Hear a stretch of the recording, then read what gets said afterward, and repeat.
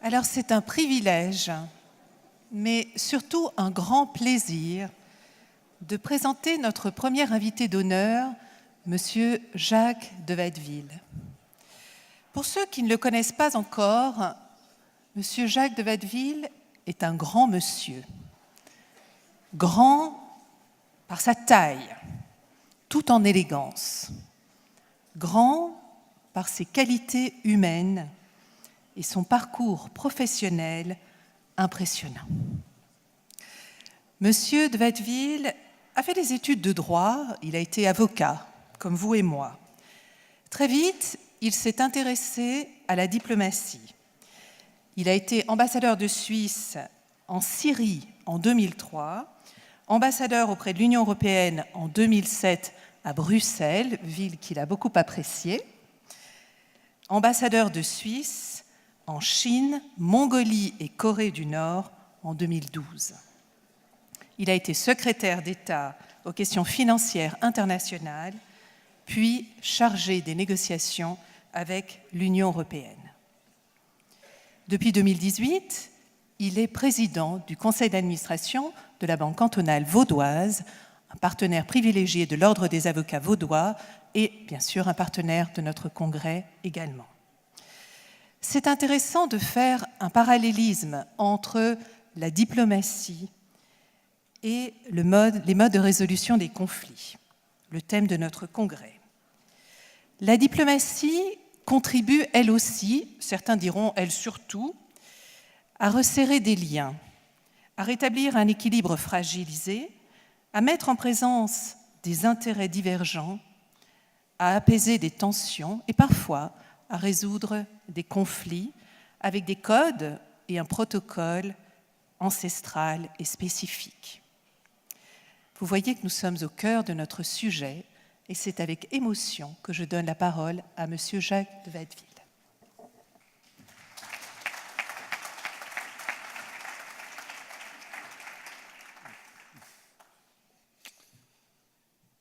Madame la conseillère d'État, Monsieur le syndic, Monsieur le Président, Monsieur l'ambassadeur, Mesdames et Messieurs les bâtonniers, chers participants, Mesdames et Messieurs. Permettez-moi tout d'abord de souhaiter une chaleureuse bienvenue à nos hôtes venus de l'étranger et que nous sommes heureux d'accueillir à Lausanne. Et j'espère que malgré le début de l'hiver qui approche, que vous pourrez profiter un peu de cette ville, comme ceci a été dit précédemment, et notamment des bords du lac. Je suis très honoré d'avoir été sollicité pour m'adresser à vous aujourd'hui dans le cadre de l'ouverture de cette importante conférence internationale. La thématique que vous allez traiter, à savoir les modes de résolution des conflits, revêt une très grande importance. Elle est aussi très vaste, allant de la prévention des conflits à leur gestion, en évitant une escalade des tensions, et à leur résolution, avec notamment l'élaboration de solutions créatives et la négociation d'accords. Les organisateurs m'ont prié de partager avec vous quelques expériences vécues au fil de ma carrière de diplomate suisse en relation avec cette problématique. Exemple qui illustre la variété des situations auxquelles nous pouvons être confrontés. Il ne s'agira donc pas d'un exposé académique ou scientifique. Vous aurez d'autres experts beaucoup plus compétents que moi qui vous en parleront plus tard dans ce symposium. Mais il s'agira de l'évocation de diverses expériences de facilitation de dialogue, de médiation, de gestion de situations tendues ou de conflits, de négociations, avec parfois des propositions innovatrices qui ont dû émerger pour résoudre des problèmes. Pour ce faire, je vais suivre l'ordre chronologique de mon itinéraire professionnel. C'est avec grande humilité que je m'adresse à vous, spécialement en m'exprimant juste avant la personnalité exceptionnelle qu'est M. Robert Badinter. Les choses que j'ai pu vivre ou accomplir au cours de ma carrière sont le fruit de concours de circonstances et de travail en équipe. La vie est pleine de surprises et de développements inattendus. En juin 1978, j'ai soutenu ma thèse de doctorat en droit portant sur la piraterie aérienne en droit international. Quelques semaines plus tard, je me suis retrouvé au sud Liban comme délégué du CICR, appelé à traiter, entre autres, avec des responsables palestiniens dont les organisations avaient été impliquées dans des actes de violence traités dans ma thèse. Je n'oublierai pas le fort contraste entre l'approche théorique et juridique d'une part et la réalité du terrain d'autre part.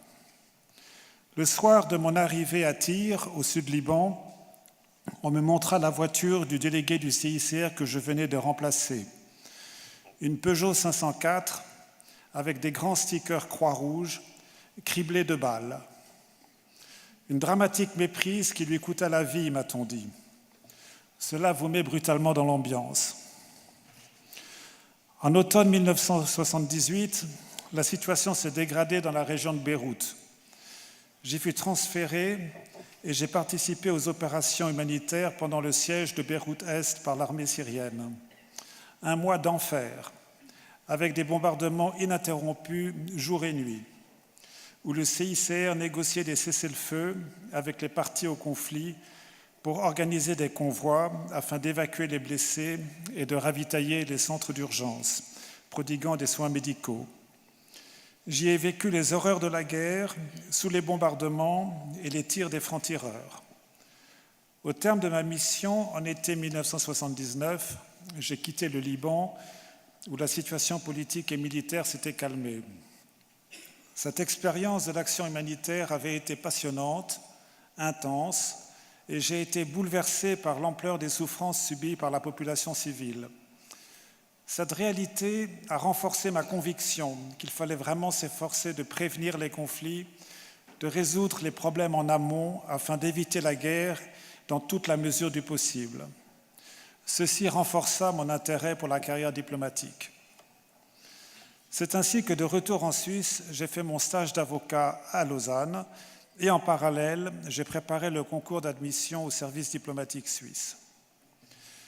Je garde un bon souvenir de mon stage d'avocat, de la qualité des personnes rencontrées, des joutes oratoires, de la dimension humaine de nombreux dossiers. J'ai pu apprécier la pertinence de l'adage « un mauvais compromis vaut mieux qu'un bon procès ». Je repense à cet égard, par exemple, à des procédures de divorce où parvenir à un accord à l'amiable atténue les drames humains et notamment la souffrance des enfants. Ce stage m'a exercé à traiter des dossiers volumineux et complexes sous la pression du temps. Ce fut aussi une école pour apprendre à négocier, à convaincre l'autre qu'il s'agisse de la partie adverse, du juge ou du client, selon les situations. Ces enseignements me furent très précieux dans la suite de ma carrière. Et je remercie Maître Philippe Richard, ici présent, qui était mon patron de stage à l'époque.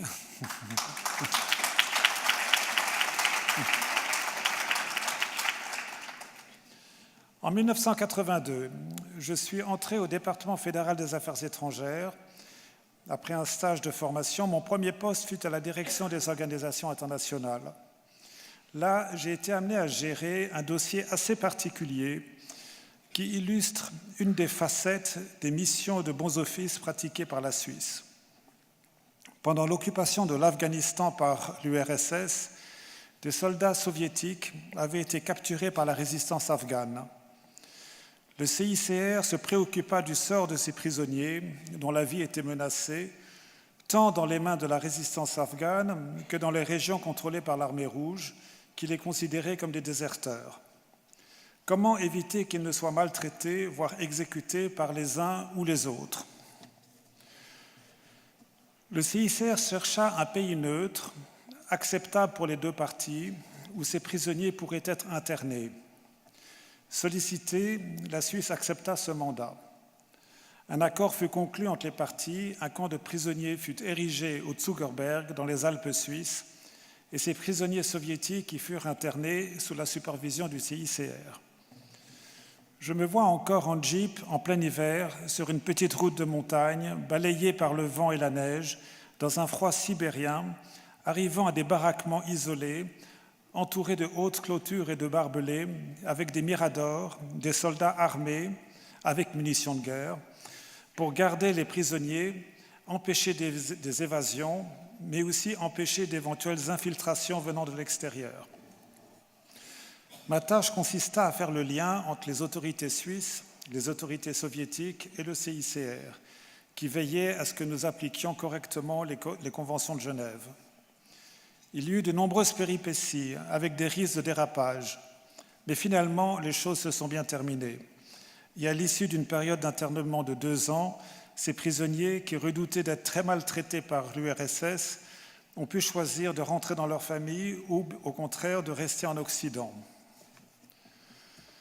En 1987, j'ai été nommé secrétaire diplomatique du ministre suisse des Affaires étrangères, le conseiller fédéral Pierre Aubert, qui, cette année-là, était président de la Confédération. Une de ses priorités était la facilitation du dialogue entre les principaux acteurs du conflit du Moyen-Orient. Il reçut à Berne plusieurs chefs d'État, chefs de gouvernement, ministres des Affaires étrangères et des acteurs clés de la région. J'ai pu l'accompagner dans différentes rencontres qui s'inscrivent dans la longue tradition des bons offices ou de médiation de la Suisse. La neutralité et l'histoire de la Suisse, son impartialité et sa tradition humanitaire sont appréciées par nos partenaires. Ils savent que la Suisse n'a pas d'intention cachée, pas d'agenda propre, mais qu'elle est authentiquement attachée à la préservation de la paix, au respect du droit humanitaire et des droits de l'homme. Elle est réputée pour sa discrétion, sa fiabilité, son efficacité, sa modestie et la confiance qu'elle inspire. Elle a acquis un réel savoir-faire au cours des décennies, notamment pour aider les parties à un conflit à identifier les objets d'un désaccord, à créer un cadre favorable au dialogue, à accueillir des rencontres, souvent discrètes, sur son territoire, à aider les acteurs à trouver des pistes de solutions. Elle agit sur la demande des parties à un conflit ou sur celle d'autres médiateurs. Une activité particulière est la représentation d'intérêts étrangers.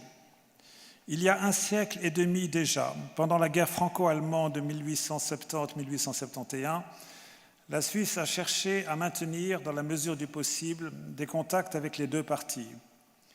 Ces activités se sont développées pendant la Première Guerre mondiale et atteignirent leur apogée durant la Seconde Guerre mondiale, où la Suisse assuma la représentation réciproque de 35 États, ce qui occupa 150 personnes à Berne et plus d'1 millier à l'étranger, qui se sont chargés d'assurer un rôle de protecteur de ressortissants de pays qui avaient rompu leurs relations diplomatiques. Aujourd'hui, la Suisse exerce encore 6 mandats. La représentation des USA en Iran, la représentation de l'Iran en Égypte, de la Russie en Géorgie, de la Géorgie en Russie, de l'Arabie saoudite en Iran et de l'Iran en Arabie saoudite. Par ailleurs, la Suisse a souvent joué un rôle de médiatrice, comme par exemple dans la résolution du conflit entre l'Algérie et la puissance coloniale française qui a abouti aux accords d'Évian en 1962. Je rappellerai aussi les négociations à Genève sur le désarmement dans les années 80, les entretiens à Genève sur la Corée du Nord, la conclusion du cessez-le-feu en 2002 au Soudan et plus récemment les pourparlers en Suisse avec l'Iran sur le nucléaire et les discussions sur la Syrie. La Suisse joua aussi un rôle important dans la solution de la crise ukrainienne, notamment lors de la présidence de l'OSCE par le président de la Confédération, Didier Burkhalter, ou la conduite du groupe de contact trilatéral en Ukraine par ma collègue l'ambassadrice Heidi Tagliavini.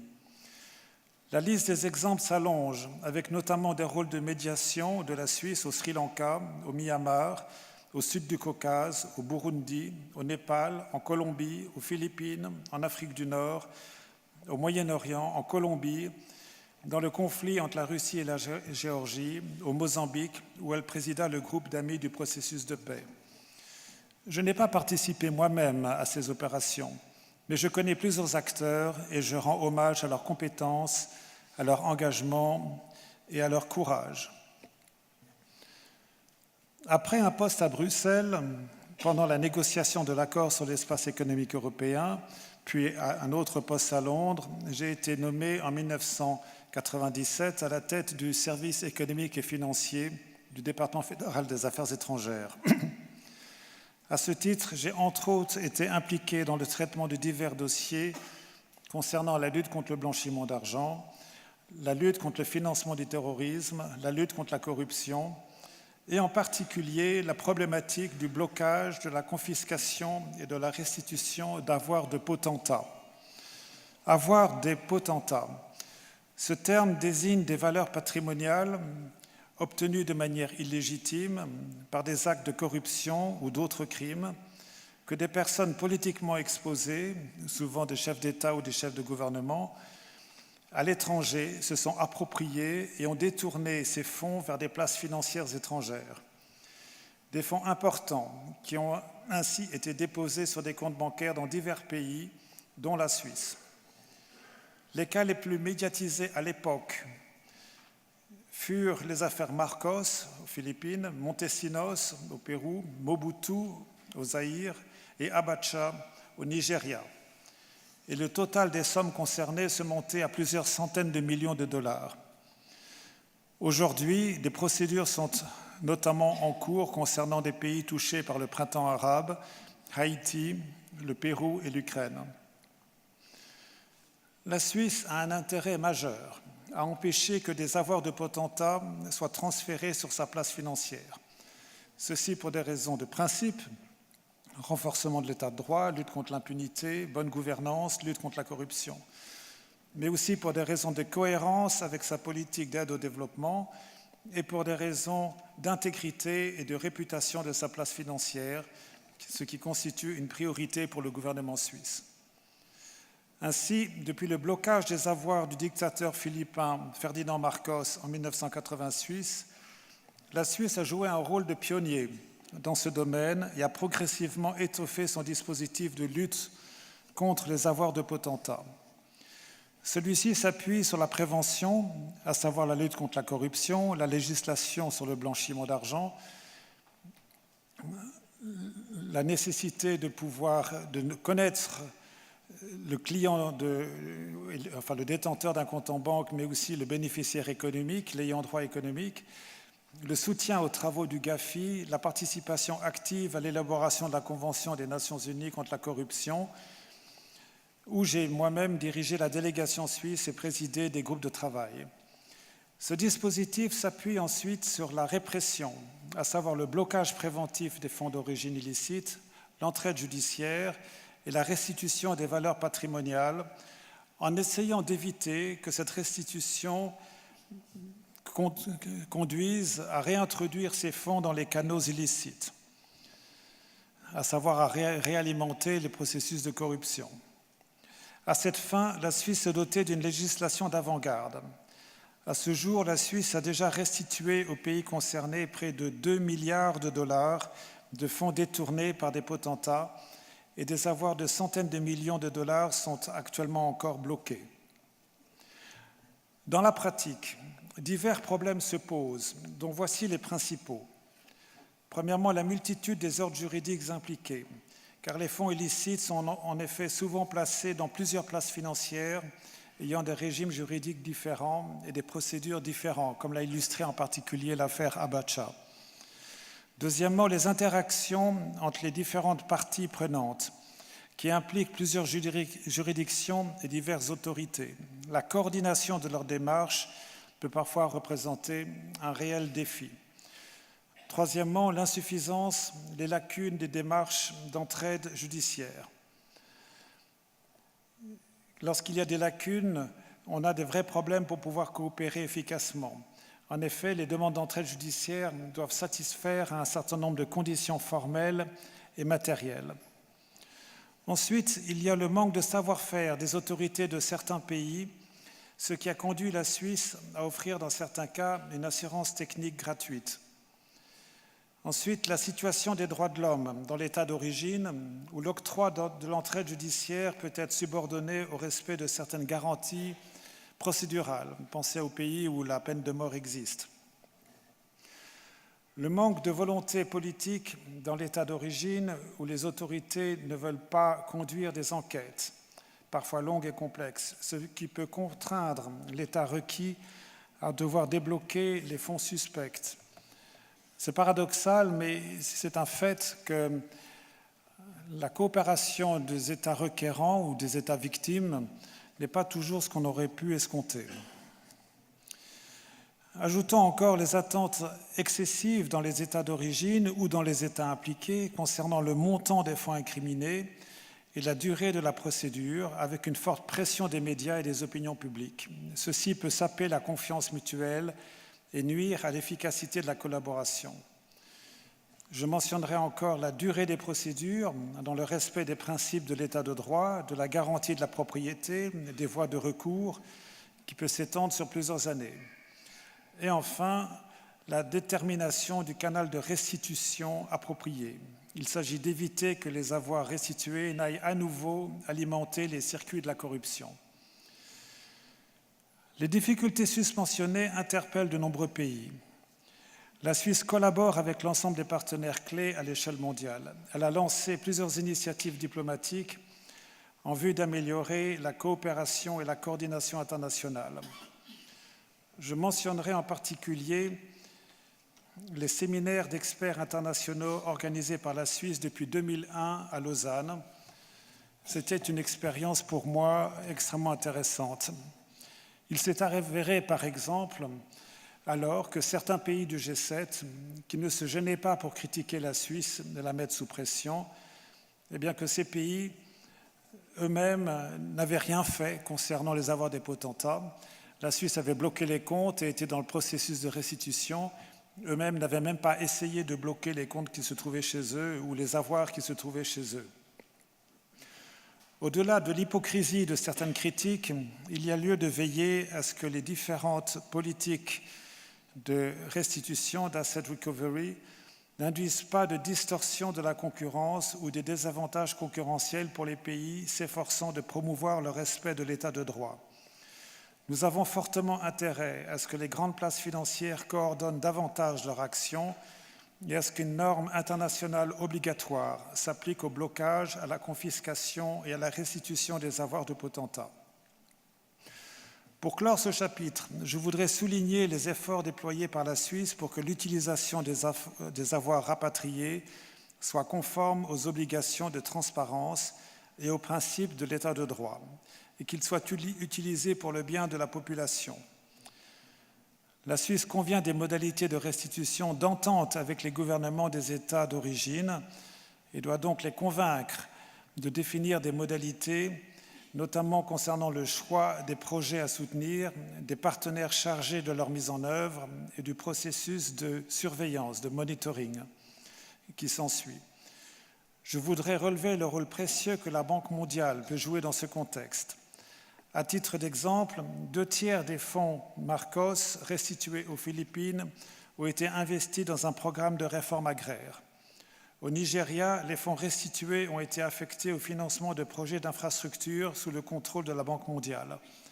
En Angola, les avoirs restitués ont permis de financer des projets de formation dans le domaine agricole et de déminage du territoire. Un autre dossier particulièrement intéressant dans lequel j'ai été impliqué à cette époque est la problématique des sanctions décrétées par le Conseil de sécurité des Nations Unies à l'égard de pays qui violent la Charte et le droit international.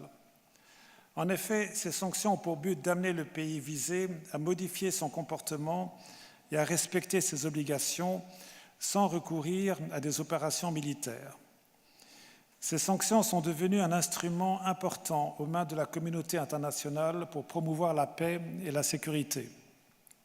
En pratique, cependant, c'est surtout la population civile qui souffre, tandis que parfois ces sanctions, comme des embargos, n'affectent guère les personnes au pouvoir, voire peuvent même être une source d'enrichissement pour elles, car elles contrôlent souvent les trafics et la contrebande.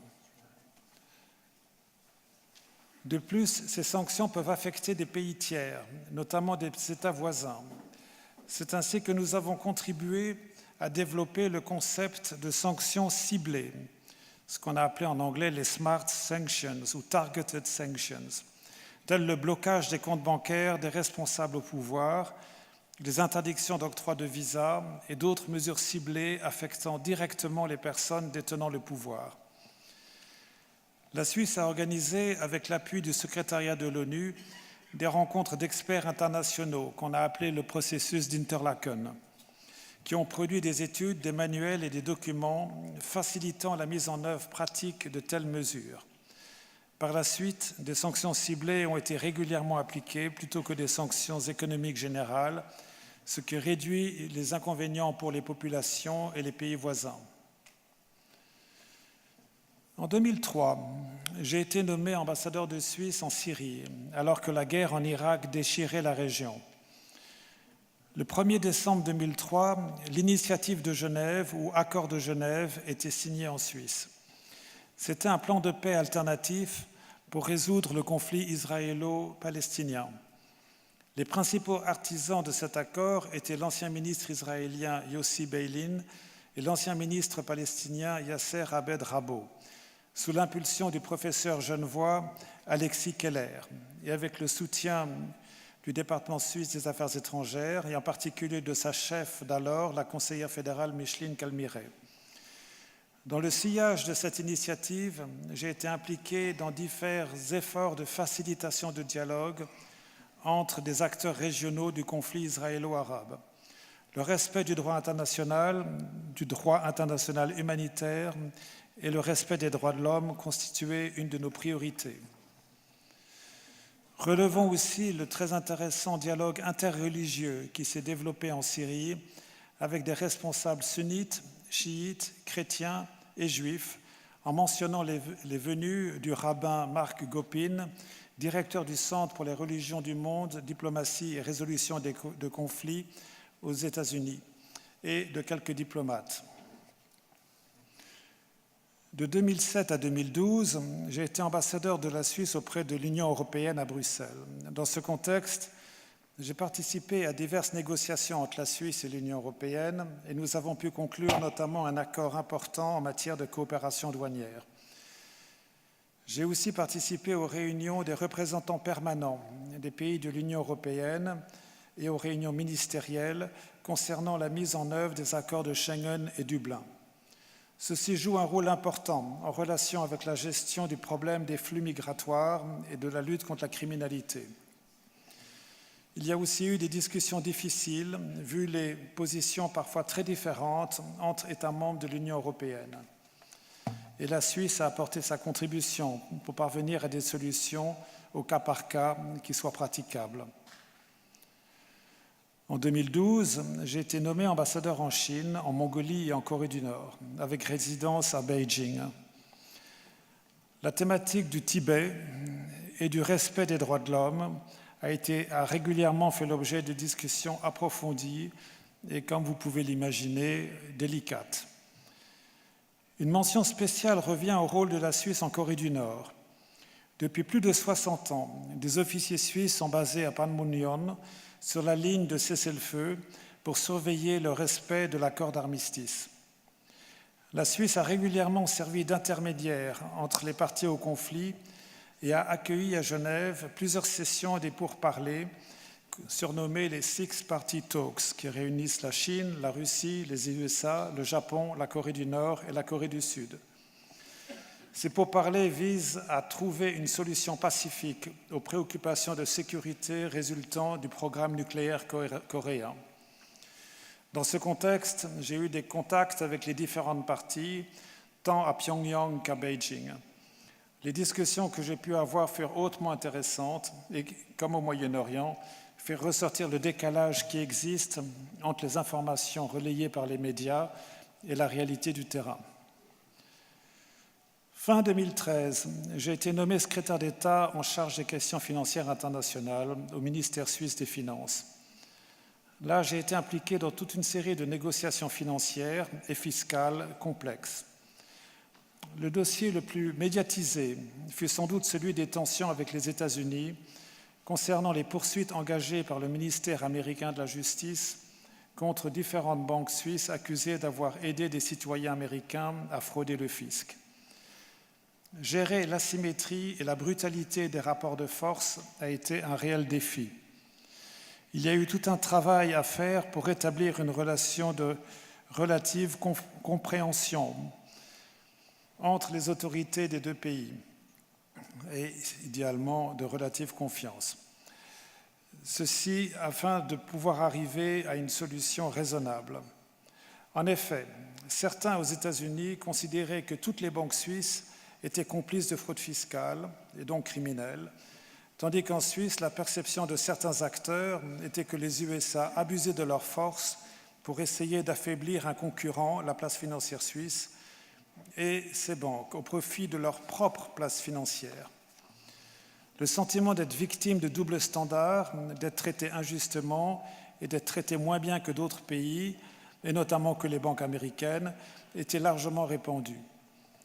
Nos efforts se sont consacrés à assurer une mise en œuvre correcte et équitable ce qu'on a appelé le programme américain qui avait été négocié entre la Suisse et les États-Unis, en assurant une égalité de traitement, assurant un level playing field avec les banques d'autres pays.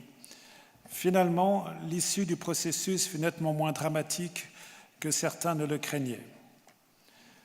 En 2015, le gouvernement suisse m'a chargé en outre de conduire l'ensemble des négociations entre la Suisse et l'Union européenne, tâche que j'ai assumée jusqu'au printemps 2017. Une vingtaine de dossiers étaient en suspens et la situation était particulièrement complexe car le peuple suisse avait adopté, lors d'une votation populaire en février 2014, une initiative visant à limiter l'immigration étrangère et prévoyant l'introduction de contingents, ce qui n'était pas compatible avec l'accord conclu avec entre la Suisse et l'Union européenne sur la libre circulation des personnes. Après des pourparlers intenses, tant avec l'Union européenne que sur le plan intérieur, une solution a finalement été trouvée en décembre 2016. Elle est basée sur le principe de la préférence nationale pour l'engagement de travailleurs et a été déclarée compatible avec l'accord sur la libre circulation des personnes par l'Union européenne. Ça n'allait pas de soi, parce que si vous parlez de préférence nationale, ça fait penser à une forme de discrimination qui, elle, est prohibée par l'accord. Mais le résultat, finalement, a été positif. Cette solution est actuellement mise en œuvre. En parallèle, des progrès ont été accomplis dans plusieurs autres dossiers, tels la coopération en matière de recherche.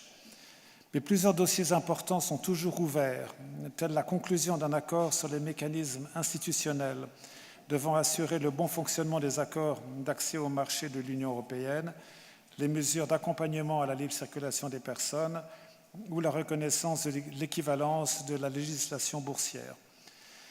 La situation est devenue encore plus complexe avec le Brexit, qui a conduit à un durcissement des positions de l'Union européenne. En effet, l'Union européenne ne veut pas faire de pas à l'égard de pays tiers qui pourraient être utilisés comme précédent par les Britanniques. Là aussi, la gestion des rapports de force, où une partie est nettement plus puissante que l'autre, 8 millions de Suisses face à 500 millions d'Européens, représente un défi majeur. Et dans ce contexte, pouvoir s'appuyer sur le droit international et sur des accords internationaux revêt une grande importance. De même, bien sûr, que la capacité de comprendre l'autre, d'apprécier sa marge de manœuvre et la capacité de convaincre. À quoi s'ajoute l'importance d'une bonne coordination sur le front intérieur. Et ce n'est pas le moindre des défis. Aujourd'hui, je suis président du conseil d'administration de la Banque cantonale vaudoise et je suis très heureux de voir qu'elle est partenaire de cet important événement et qu'elle entretient aussi d'excellentes relations avec l'Organisation des avocats vaudois. Le survol que je viens de faire illustre la grande variété de situations où des diplomates suisses peuvent être impliqués dans des activités de négociation, de facilitation de dialogue, de médiation. Ces efforts, dont j'ai souvent été plus le témoin que l'acteur, visent notamment à essayer de régler des problèmes avant qu'ils ne dégénèrent, à élaborer des solutions sur mesure qui soient autant que possible gagnant-gagnant, win-win, à négocier des accords, à essayer d'éviter ou de contenir des crises, voire des conflits, en essayant de mettre de l'huile dans les rouages, en facilitant des pourparlers, en améliorant la compréhension mutuelle, en s'efforçant de comprendre et de faire comprendre, en assurant des canaux de communication ouverts, on peut réduire le risque de malentendus, contribuer à progresser vers des solutions de compromis ou pacifiques et réduire les souffrances. Ceci est valable dans tous les domaines et également dans l'exercice de la profession d'avocat. Je vous souhaite une conférence passionnante et instructive, ainsi que beaucoup de succès dans vos activités futures. Merci de votre attention.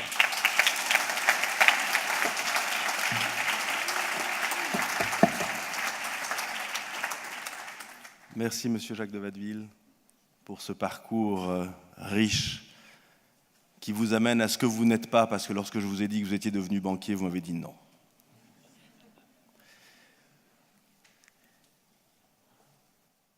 Mario Stasi, le bâtonnier Mario Stasi, est le père de la CIB. Lui, selon celui dont je vous parle maintenant, en est le parrain. La CIB est née un 29 novembre 1985. Le vice-bâtonnier de l'Ordre des avocats vaudois, Jacques Luthy, était là pour faire de notre ordre un membre fondateur, mais le parrain aussi. Il était déjà devenu garde des Sceaux. Et s'il était devenu garde des Sceaux, c'est parce que depuis longtemps déjà, il était une sorte de lueur, une lueur d'espoir dans une France pénalement sombre qui coupait ses condamnés vivants en deux. Il a transformé cette lueur en un flambeau, tenu haut et fort. La force est sans doute l'une de ses premières qualités. Et puis ce flambeau, il l'a utilisé pour éclairer. Pour éclairer d'une lumière qui, avec sa détermination, son énergie, son éloquence, a convaincu un pays, le sien, celui de la Déclaration des droits de l'homme, de renoncer à la peine de mort. Pour ce seul combat déjà, il est devenu un symbole de l'indépendance de l'avocat, du rôle de celui-ci dans la défense de son client, mais aussi et peut-être surtout du rôle de l'avocat dans les progrès incessants qu'une société démocratique doit faire. Il est devenu un exemple pour beaucoup, et il est, et je sais que nous sommes tous d'accord, un modèle aujourd'hui universel pour les avocats du monde que nous sommes là réunis. Son combat pour l'abolition gagné, il a évidemment continué, d'abord au-delà de ses frontières, et puis comme tout bon avocat ne se satisfaisant pas d'un seul dossier, il a continué à lutter, il continue à lutter, pour assurer aussi des conditions de détention dignes en tout lieu pénitentiaire, pour s'indigner de l'existence de peines incompressibles ou, venant jusqu'ici en Suisse pour en parler, s'opposer à ce qu'il puisse y avoir un internement à vie lui aussi incompressible. Tous ces combats ont un dénominateur commun, il vous le dira mieux que moi. Ce dénominateur commun, c'est une idée profonde de ce que nous sommes, une philosophie, il me semble, une vision qui veut que l'on ne peut pas, l'on ne doit pas, au risque, dit-il, de le maintenir en malédiction, retirer à l'homme son droit de devenir meilleur.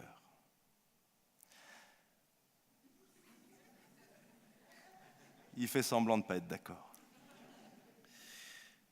Madame la conseillère d'État, Monsieur le syndic, Mesdames, Messieurs les bâtonniers, chers consoeurs, chers confrères, chers amis, de plus en plus nombreux, je cède donc la parole à Maître Robert Badinter, convaincu que cette parole même dite depuis Paris, et pardon pour le retard, nous rendra chacun un peu meilleur.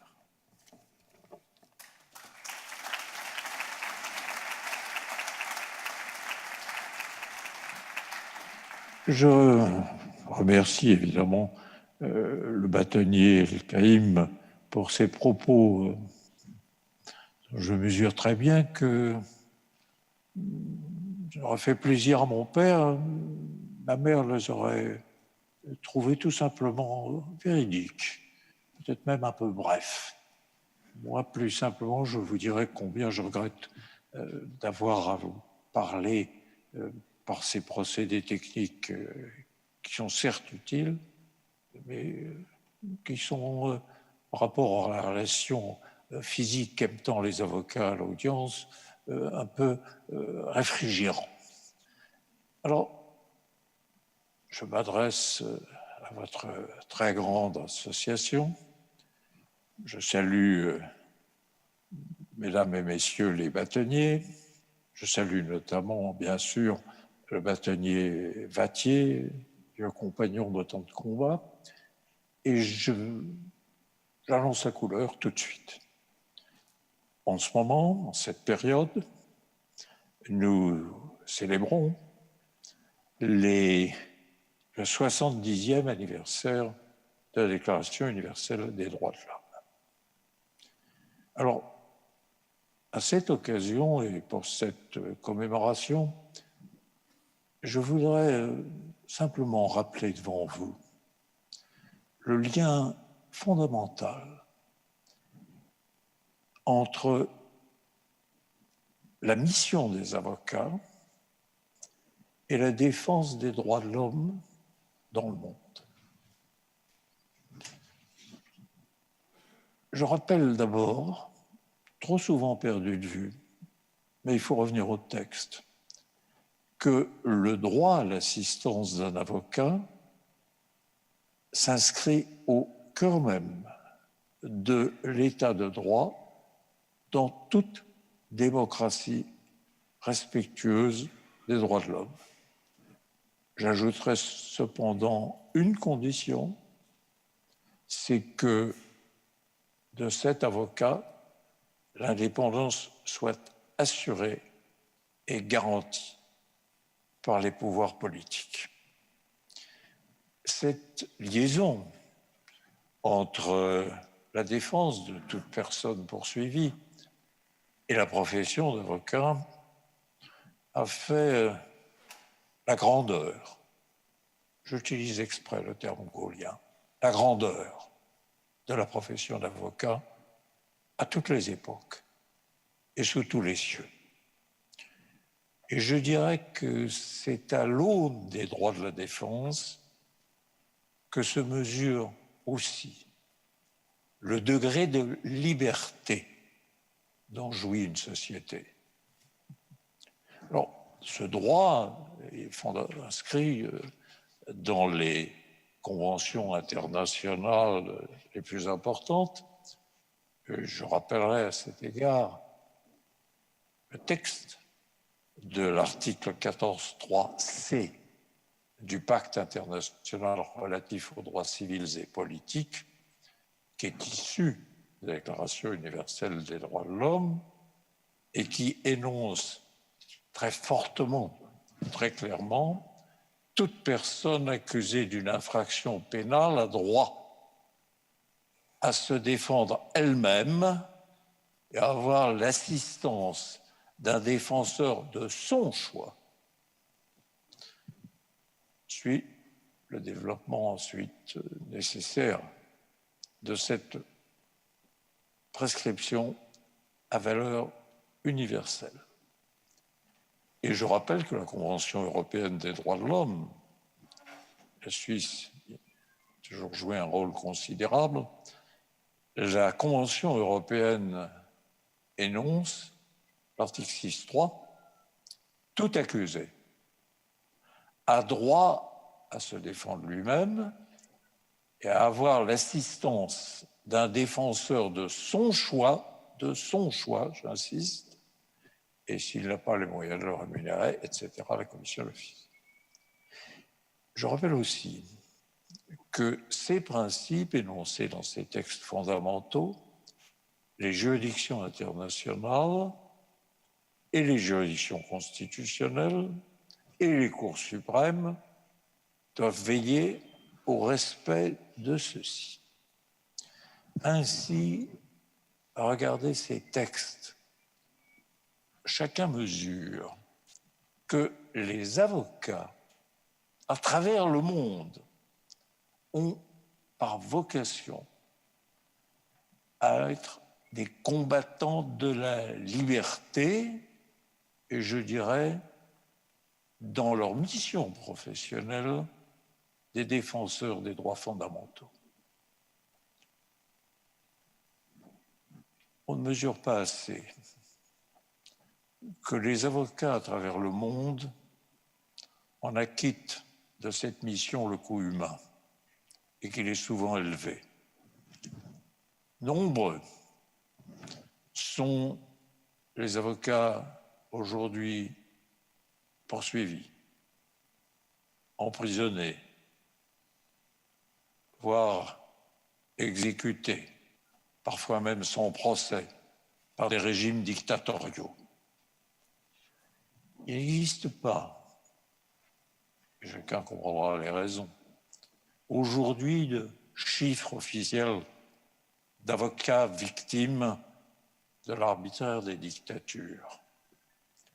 Mais leur nombre a malheureusement augmenté dans les toutes dernières années. Alors, puisque nous sommes à Lausanne, dans ce pays vaudois que j'aime tant, je profite de cette réunion pour vous inviter à saluer celles et ceux qui sont les héros de notre profession et dont le nom est malheureusement trop souvent ignoré ou oublié. Alors aujourd'hui, au moment même où on célèbre ce 70e anniversaire, où en sommes-nous? On constate que malgré les conventions internationales, d'abord, l'intervention au droit de la défense, l'intervention des avocats sont souvent bafouées dans le monde par certains États. Tantôt, c'est par l'effet de lois qui interdisent ou limitent l'intervention de l'avocat aux divers stades du procès pénal. Enquête de police, garde à vue prolongée, détention arbitraire. Ou bien ce sont des obstacles qui sont mis pour entraver l'exercice de ces droits de la défense. C'est le refus de laisser l'accusé choisir librement son avocat. C'est le dossier de l'enquête qu'on ne communique pas à la défense. C'est les actes d'enquête eux-mêmes auxquels l'avocat n'est pas convié, voire interdit de présence. Ce sont les actes de l'instruction préparatoire qui restent inquisitoriaux. Et même, c'est à l'audience qu'interviennent les limitations, sinon l'éviction des droits de la défense. Mais il y a un stade plus grave encore, et dont chacun doit conserver présent à l'esprit partout dans le monde. C'est l'avocat lui-même qui peut faire l'objet de poursuites pénales, d'internements administratifs, voire de violences physiques, voire même d'exécutions sommaires. Quand on regarde la carte politique du monde, cette relation entre régimes dictatoriaux et refus de l'avocat, elle apparaît clairement. Parmi les pays qui réservent le sort le plus cruel à leurs avocats. Selon les données recensées en 2017 par l'Observatoire de l'Institut des droits de l'homme des avocats européens, on relève notamment le Mexique, 40 avocats assassinés, la Colombie, 12 avocats assassinés, le Pakistan, 8 avocats assassinés. Et je n'ai pas besoin de rappeler, car chacun de vous le sait, qu'en Turquie, près de 1500 avocats font l'objet de poursuites pénales et 570 au moins, sont en détention provisoire. En Égypte, des avocats ont été arrêtés en masse depuis 2016. Et 200 avocats étaient emprisonnés. Selon les dernières nouvelles que nous avons eues provenant d'Égypte, une nouvelle campagne contre les avocats a été lancée et fin octobre 2018, donc hier, elle concernerait au moins 40 avocats. Le cas particulier de la Chine ne peut être méconnu, mais ce qui demeure inconnu, ce sont les données réelles. Là aussi, c'est un secret d'État qui pèse sur les poursuites contre les avocats. Nous savons, hélas, qu'ils sont à cet égard trop nombreux, ceux de nos confrères chinois qui sont condamnés, internés, empêchés d'exercer leur profession ou, pire encore, qui disparaissent. Alors, face à ces situations où l'avocat est poursuivi ou réduit au silence par la contrainte d'État, où ces avocats trouveront-ils aide et secours? Sinon, d'abord, dans la solidarité des confrères de son barreau, de son pays, mais au-delà, dans l'assistance internationale des barreaux.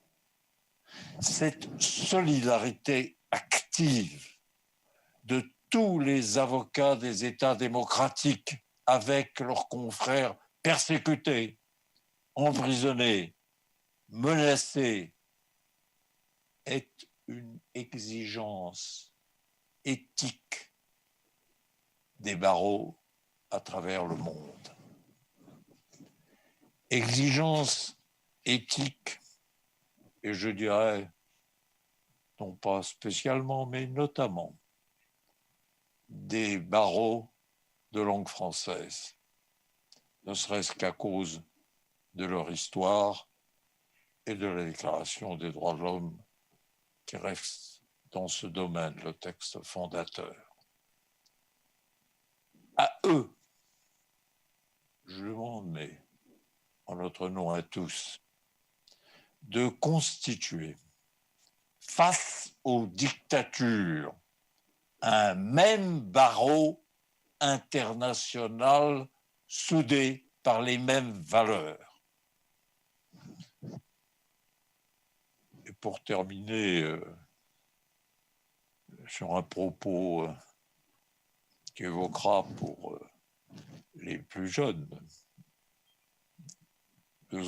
la littérature, et pour les plus vieux ou les moins jeunes, des échos assourdis du passé que nous avons connu, je reprendrai, à l'usage des barreaux et en l'adaptant, la formule jadis célèbre et qui pour les avocats à travers le monde devient « Avocats de tous les pays, unissez-vous ». Alors je vous invite, mes chers confrères, à élaborer aujourd'hui même, devoir à signer, aujourd'hui même, sans tarder, le texte que j'appellerais le manifeste de Lausanne pour la défense des avocats poursuivis dans ce monde. Au travail, pour le reste, je vous souhaite une bonne réunion et bien sûr, en cette saison, tous mes voeux de bonnes fêtes et de bonne année prochaine pour vous et les vôtres.